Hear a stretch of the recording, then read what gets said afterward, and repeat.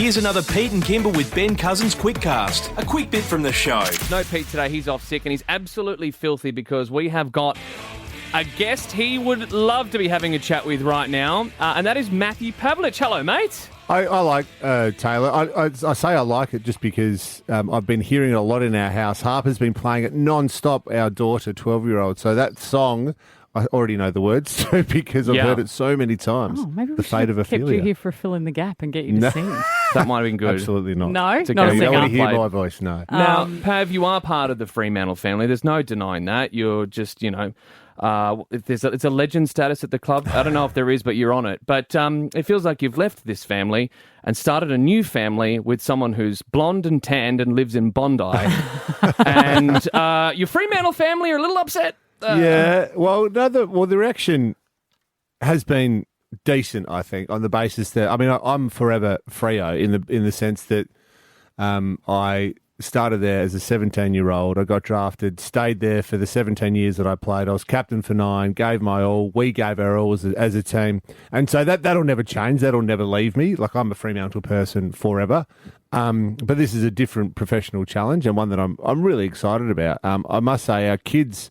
Speaking about Harper before, they're not overly thrilled about the move to Sydney, I must say. When it was all coming to fruition, or at least it was a possibility, we sat down as a family and had the family chat. It was like, righto, we're thinking there's a possibility this might be real, and that means that, Dad, we're going to be at the Swans and we're going to have to move to Sydney. And they all blew up at that. They didn't really want it to move. They've got such a great life here in Perth. And You were like, this is the kind of family meeting where you can express your concerns, but we don't care what you actually think. a little bit, yeah. I look terrible in red and white, Dad. Well, no, but this is the thing.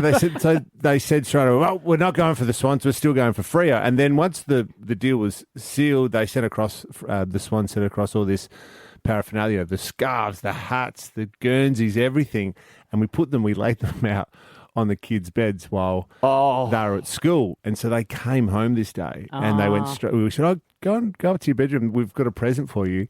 And they all reacted. They were like, this is terrible. They grabbed it all and threw it straight in the bin. So Wow. we've got some work to get into support the red and white. But it does show great loyalty to Fremantle. And I guess I'll always be, we will always be Fremantle people. Yeah, and you're just going to have to work on the poker face, when you're at a match and it's Swans v Dockers and you just have to kind of play cool. You sort of can't lose, can you, in some ways? That is true. Yeah, a man's That is got to true. eat as well. Like, you got to have That's a job exactly post-career. right. As much as they take the mickey out of you, leaving Freo behind, it's like, this is an amazing opportunity, mate. So congratulations. It is, yeah. And look, I say to everyone that asks me, the last 5 days have been off the charts busy with trade period, and that finishes today. So nice to get you before that all really heats up later today. But I feel as though the last 17 years playing, studied for a long time, and been in business and media the last 9 to 10 years. So whilst it's a huge step up and an enormous challenge, I do feel like I've been preparing for this for a very long time. And there'll be lots of stuff I don't know, but there's plenty of stuff that I do, and I'm really looking forward to the professional challenge that will be leading an AFL sporting team. Kimber, I am thrilled that you feel prepared for that, because I'm about to give you something you're not prepared for. Okay, what's that? Because when we just started this chat, I loved that Joel said, okay, well, we'll have a chat with Pav, and then I said, and then we'll do the wheel. And you said, What's what is the this wheel? wheel? And I went, oh dear, no one's told you.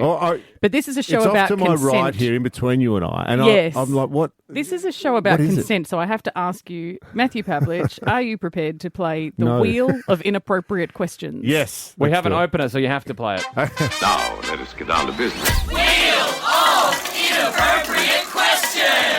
on you, Pav. It's a chocolate wheel. Give it a spin. Okay, and, here we go. I'm going to ask you some inappropriate questions. Okay.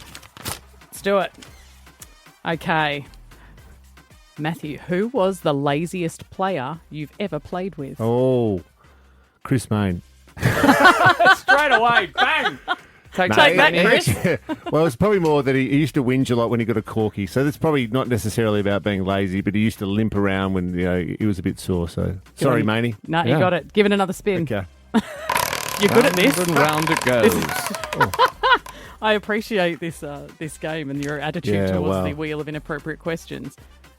Are you gunning for the CEO of the AFL? Yes. Roll? Oh, that's Here we Is go. this like Basil Zemplis taking a step My in at Lord Mayor as a way to get up to...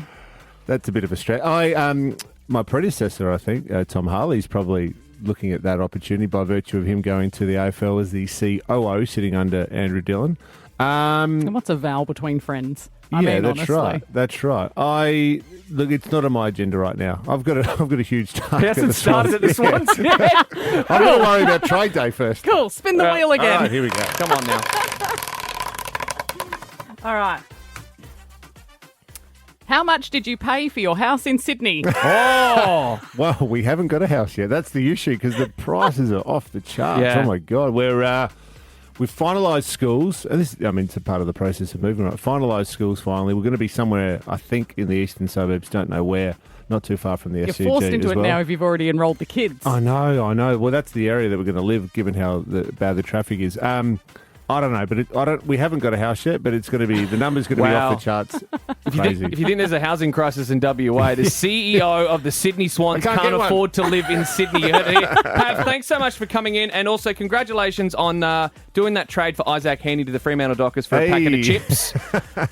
We'll take it for a packet of crisps, and you can tune in for Matthew Pavlich's last sport bulletin tomorrow during 9 News at 6 o'clock. And you've done a stellar job on there as well the last, 7 years? 7 years. Learned a lot, improved a hell of a lot, but I've loved my time with Tom O'Sherry and the whole team, Tracy Vogue, Michael They're Genovese. such good eggs. They are great people, and this is the point. You don't necessarily think about the job itself. You think about the people when you're leaving, and we've just got such a great team in Nyman, and they are flying ahead. They're doing really good things, so tune in. We will miss you, Pav, and the good news is Alpha Bucks, the $10,000 we're giving people a chance to win right now, is actually going to be donated to pay for Pav's rent. Thank you, guys. I appreciate it.